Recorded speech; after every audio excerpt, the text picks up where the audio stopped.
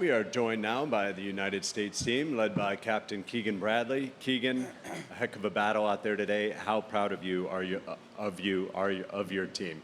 Yeah, the boys really fought today. That was incredible. I didn't expect anything different. These guys are really an incredible group, and you know they played the last 2 days when we were way down. It looked you wouldn't have known we were way down. They looked like they were battling. Their body language was good. They were pumping up the crowd. They were they were fighting the whole way, even when things were not looking good. And I didn't expect anything different than today, than these guys who are determined, proud, and playing for each other, playing for their team, playing for their country. And they showed the world today that really anything's possible. That was a coin flip there for a second, and never been more proud of anything in my life. Thank you, Keegan. We'll open it up for questions, starting over here on mic 1. Hey, Don, at what point during the afternoon did you start to get the sense that the chips were falling in place to maybe make something historic happen? Let me see. About probably when Scotty was on 9 or 10, it really started to turn. And then, the boys we won the 18th hole. Those were, we had to have those matches. When we sent out Cam Young first from New York to lead us out, we had to have that match. And he went up there and in front of the whole world, in front of his home state, made a 10-footer to beat Justin Rose, who's an all-time Ryder Cupper, and got to celebrate at Bethpage Black in front of everybody. And then Justin Thomas, same thing. I mean, we had to have that. Bryson was 5 down after 6, got that match back to even. And when with 28-3 references the other night, everything had to happen exactly the way for them to win, and it was looking there for a second like it was happening. And what a wild ride! What a fun day. Juan on 2. So maybe you cannot call it a comeback, but in terms of performance today, you can say it's probably comparable or better than Medina on Sunday. Yeah, I mean, the Europeans won one match today. Like, you think about the odds of something like that happening, just on a coin flip would be incredible. But when you go out when there's in the sports and you're battling your butt off to win, it just shows you just how proud these guys are and how much they want this and how how much this means to them. And to watch them go out all week and hold their heads high and then go out there today and do what they did is close to a miracle. Like we were this close to doing this, and it was just so fun for me to sit back and watch and say on the radio, say we got to have this putt, and it went in. Or all right, now we need JT to make it, and then he makes it. It was just to be able to do stuff like that under pressure is remarkable, and to watch it up close was special. And talking about under pressure, quick follow-up, for the matches that were kind of in the middle, or JJ, or Scotty, or Xander, were you looking at the leaderboard? Were you paying attention to what was happening there? I mean, Captain had a message for us to just worry about our own point. Obviously, it was hard not to peak when there were some USA chants ripping through the property. So, but for the most part, Captain's message to us was to focus on our point and nothing else. Whether you look at the board or not, however you operate is how you're supposed to do it. So that was kind of the mentality that I think all of us carried today. We'll stay there on 2 with Sean. For Justin, you had one of the early matches, and I imagine some of the most adrenaline of your life coming off of 18. Like, in the moments that follow, it just felt like something was building. So, like, what is going through your head? What are you telling your teammates? How are you deciding where to go to watch more golf? I felt like I saw you on 3 different holes. What is that like? Yeah, I'm definitely good walking up that hill on 18. I did that enough today, but yeah, it's really hard to explain how fast. I mean, not only the week, but just the day goes. And I think I was maybe behind my putt, about to go into it on 17 when I assumed Cam made his. I heard a roar and I backed off, and then to see that he had won his match, and then it was like, okay, it just is one of those things. Like, yeah, we all deep down, I'm sure we felt like we could, but in reality, you look at it, it is what it is. But it just like Keegan said, everything just kept happening and happening and happening, and you're just the next match is the most important when you're in a position like we were going into today, and it was just important to get whoever was the closest to winning their match through, and it just kept happening and happening, and it was so cool to be part of.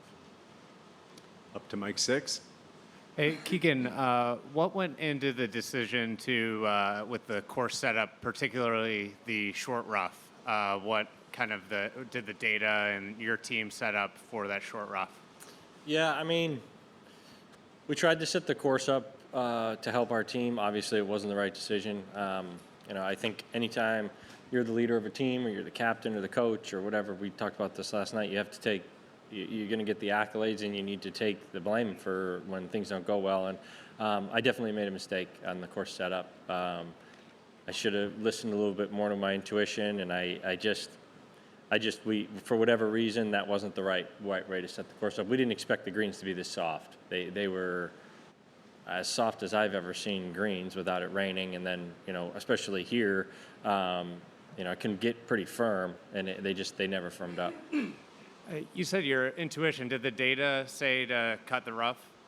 No, I mean, we sat, or I did, and looked at a lot of info, and we thought this was the best way to set the golf course up to win. You look at past Ryder Cups, and that's kind of how it goes. But sometimes you got to make a decision on what to do. And if I could go back, I probably would have changed that. But the Europeans played just incredible golf. Doesn't matter how you set the course up when you play that well and you perform at that high level. I mean, that's as high of a level as a Ryder Cup team has ever played on for those 2 days, I think. And when that happens, they just beat you sometimes. Up to Mike 10, please. Hi, Keegan. You talked yesterday about some of the Super Bowls and, the comebacks that told you that this was possible. I just wondered when you sort of gave that message to your team, what reaction you saw from your players that sort of reinforced that belief that this could be possible.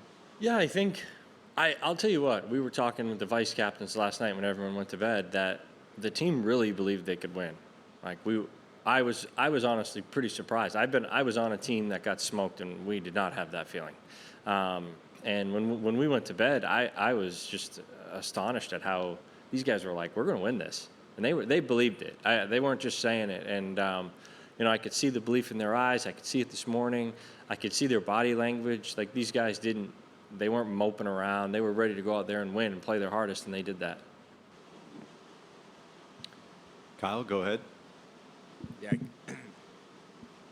Keegan, I know you haven't had a ton of time to reflect on just the last year and a half and everything that led into this, but when you think about that, is there anything that you would change or do different in terms of not just for your captaincy, but like for future captaincies that you would advise future captains to maybe go about differently in the lead up to the Ryder Cup? No, I mean, I'm 3 seconds to 20 minutes after losing. I haven't put much thought into it. I do. I had to learn a lot on the fly. I had to rely on a lot of people. I was going up against an incredible team, and in my eyes, probably I think he's the best European Ryder Cup captain of all time, Luke Donald. And I did the best that I could, and trying to balance playing. But it's the most fun thing I've ever done in my life. I wouldn't trade any of this for a second. I woke up every day excited to do this. It turned me into a different person that I am today. That I'm very thankful for these guys for.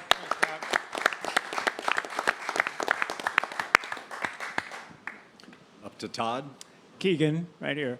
I know Victor was injured and Harris unfortunately had to set out. This has been a long tradition in the captain's agreement. Would you wish that this would be looked at to maybe find an alternative if a player is injured moving forward? Yeah, it has to change. Do you have any ideas? I have a few ideas, but I'm not going to tell you right now. But I mean, the rule has to change. I mean, I think it's obvious to everybody in the sports world, in this room. Nothing against Victor, but that rule needs to change by the next Ryder Cup. Over to here, both of you on 13. Gentlemen, obviously not the outcome you were looking for, but I'm just curious if each and every one of you guys realize truly how proud the American fans are of you guys and the performance you put on today. Do you guys have a sense of that? What's going on the other side?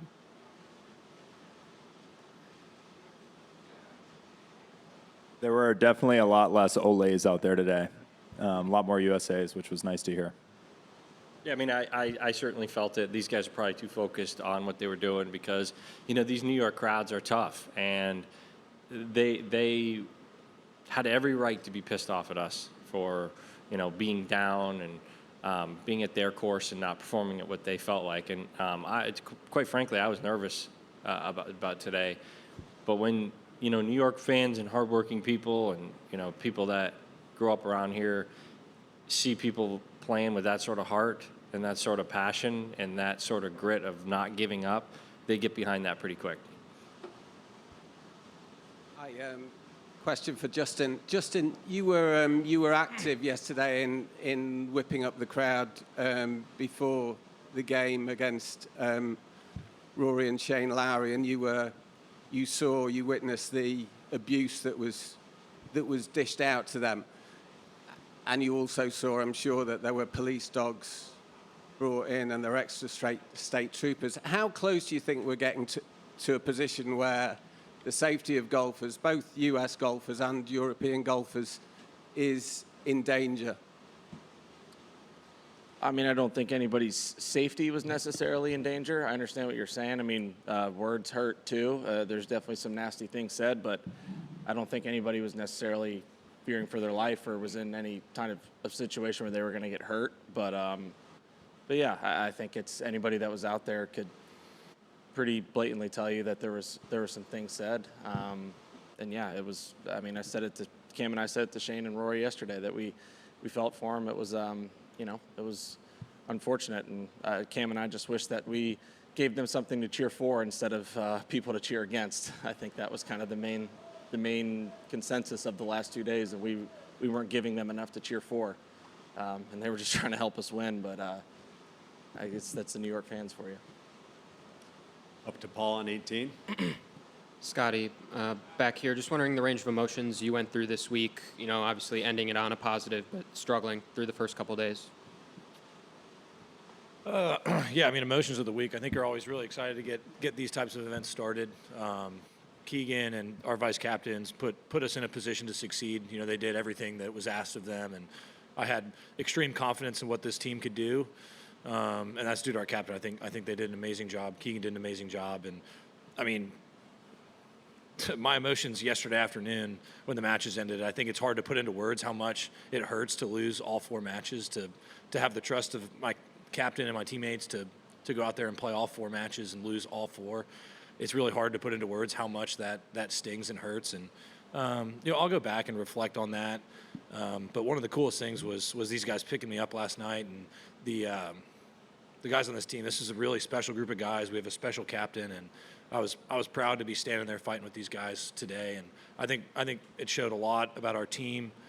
I think it showed a lot about the job that all these guys did to put us in a position to succeed. And, you know, I mean, I can't tell you how much fun it was watching Bryson in front of me hitting those putts, coming back from 5 down, walking down 17 and seeing JT hold that putt, walking down 16, hearing the roar for Cam. I mean, I can't tell you how much I needed these guys this week. And, you know, it's just a really special group. And it was, you know, probably one of the lowest moments in my career, but, you know, it turned out to be one of the most special just because I've got great friends in this room, and, you know, was really proud to be battling with these guys for 3 days. Right here, Alan. This is for Keegan. You mentioned how much you had to learn on the fly. Europe always stresses continuity from their captains, their vice captains, their statisticians, the whole operation. What do you think the PGA of America could do better, you know, foundationally to put the next captain in a stronger position to succeed? Well, first off, the PGA of America put me in an amazing position to succeed. They gave me every resource. They gave me every option. I had everything at my fingertips. This is no one's fault but mine. I you know, when you're the leader of the team and you're the coach, the captain, whatever you want to call it, and you lose, you have to take the blame. This is no one else's fault. This is no one else's PGA of America or whatever it is. Sometimes you go up in sports, you go up against an opponent that sometimes beats you and they play better, and they play better than us. We gave it a great fight, that's for sure, but everybody put me in the best position to succeed. It was a unique approach, and like I said, I had to learn on the fly. But I had also been on a lot of these teams, and I had the resources of all the vice captains, but all the previous captains as well that helped me. And I think what the goal was to give the captaincy a fresh face of a different way to go about things. And unfortunately, it didn't work out. But we have some momentum going forward. I think we can continue down this road, and I'll help out the best I can to help the next captain or the next whoever it is. Art, go ahead. Yeah, Scotty, could you just talk a little bit about what today's match meant to you after the rough weekend? You know, Randy was saying he thought you had tears in your eyes on 18, and you played other singles matches, but what that match meant to you to come out with the win against world number 2 after the weekend you'd had? Yeah, well, I mean, I think when I go back and look at the first couple days of this tournament, at times it felt like a perfect storm of things were happening against us. And then today, we had some stuff that seemed to go right. And really, at the end of the match, I mean, I was just proud to be able to get a point up on the board.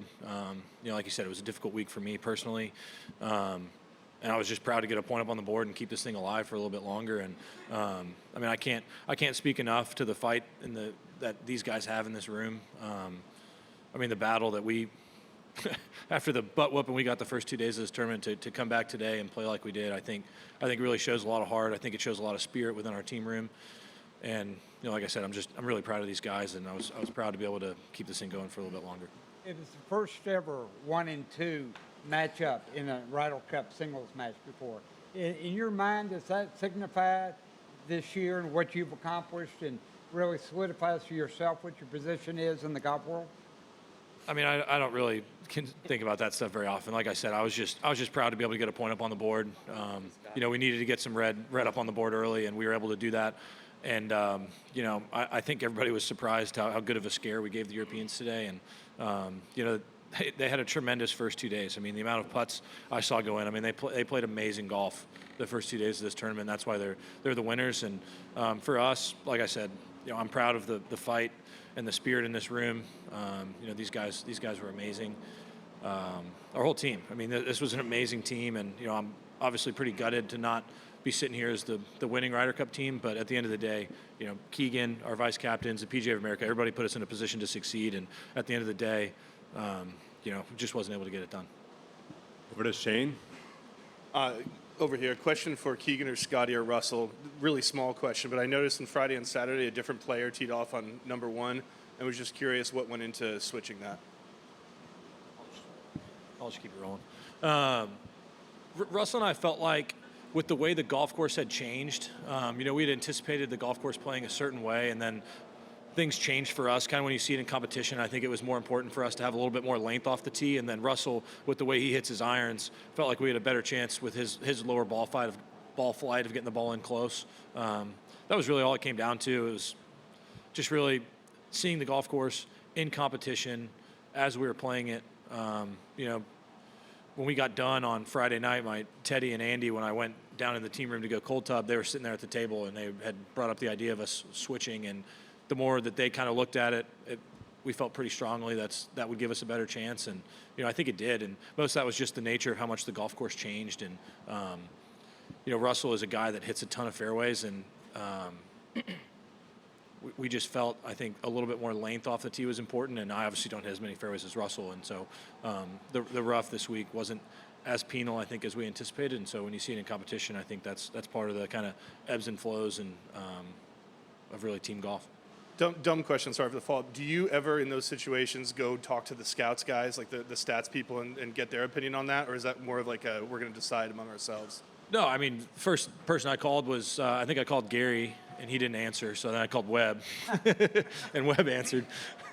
And we just talked through it for about 3 or 4 minutes. And I think he was in the room with you. And was one of the scouts in there? I don't even remember. But I don't either. Yeah. It was just one thing that Russell and I felt like could give us a better chance on Saturday, and we went with it. And, we did our best. I'd like to have that wedge shot on 18 back. And, Yeah, I don't really have much to elaborate on that. Dylan? Yeah, for Cameron and Bryson, you guys had kind of opposite days, I guess, but both had pretty special matches coming down to 18. I was wondering if, you could each just take us through your experience of the day. Yeah, obviously went through kind of a range of emotions just through the whole day. Got off to a good start and kind of felt like nothing could go wrong. And then Justin Rose started doing some interesting things, made some putts on me, and all of a sudden feels like I'm just going to give it away. And then, to have a putt there on 18 to get a full point for the team was all I could have asked for. Like all you guys have been saying, it was a day of trying to put a point on the board, and went through a lot of different things, but happy to have had that opportunity on the last hole. Yeah, today I didn't get off to the best of starts, and Matt was playing really well. It's one of those situations where I didn't play bad. I just didn't have anything go my way. 3-putted 3, and just didn't really get anything going until number 8. He gave me a little glimmer of hope, and I took it. And, it was one of those situations where I just thought back to what Xander said. It's not over till the whistle blows, and I wasn't willing to give up for this team. They've been so amazing to me this week, and for however long I've known myself to be on this team. They've just been incredible, and I couldn't give up for these guys. And so my thought process was to just keep swimming, just keep moving, and keep fighting back. And I fought my ass off today for this team, for this country, and we all fought hard today. You can see it reflects in the leaderboard and what we did today. We're not quitters. We're not people to go down easy, and so proud to be a part of this team. And it was great to get a half point out of it. Wish I would have gotten a point though. And Cameron, you've been clear kind of all summer just how much it would mean to be here at this golf course on this team. How did the reality match up? It's been incredible. From the moment I got the call from Keegan, I feel like this group is incredibly close. We were incredibly driven to win this week, and I think that's been the coolest part of it for me, is to just be one of the 12 guys that's here playing for our country, playing for each other. That last bit there where we were making a run, I don't know about any of you guys, but I haven't felt anything like that playing golf before. That was truly unbelievable to watch. One after the other just start making putts, fighting the way that they did. I've never seen anything like that, and I've never felt anything like that. Watching golf, playing golf, doesn't matter. So I think it's really just a testament to, how much it means to all of us to be here, and how much we all want to play well for each other. It was truly unbelievable. Finish up with one more with Adam. Keegan, winning home and away is going to make Luke a legend as a Ryder Cup captain, but what specifically makes you think that he's the best one ever? Well, he won home and away, and he won Ryder Cup in New York in Bethpage. I think Luke, I think he's an incredible leader. He's really quiet, and I think he was able to kind of come out of his shell, I guess, a little in these Ryder Cup years. And, I think he turned, this European team into a really unstoppable force, especially the first 2 days. And, in my eyes, I think he's the best European Ryder Cup captain ever. And I was really excited to go up against him, but I knew it was going to be tough to beat him. And he put his team in the best position to win. And, to do that at these two places is, a remarkable feat. And I know you're taking a lot of responsibility for the defeat. Is there anything that you point to as where you felt like he out-captained you? I don't have no clue. No, don't know. We need to sure make did. more putts. That's what we needed. That's what Keegan needed to do. Make us make more putts. That's what you need to do. I don't. right. I think in a lot of ways, when you're the away captain, there's a lot less decisions. So, you know, when you're the home captain, you got to set up the course. And, you know, I wish I could have some of those decisions back. I definitely feel I made a few mistakes there, but it's tough to tell that it's going to rain before the Ryder Cup. It's tough to tell sort of the way the course is going to be when we're here. We didn't want the greens to be like this soft. They were perfect, but and the grounds crew did an incredible job. But you know, I got to take responsibility for this outcome for sure. Thanks for your time, guys. Thank you. To watch another Ryder Cup video, click here. To subscribe, click here.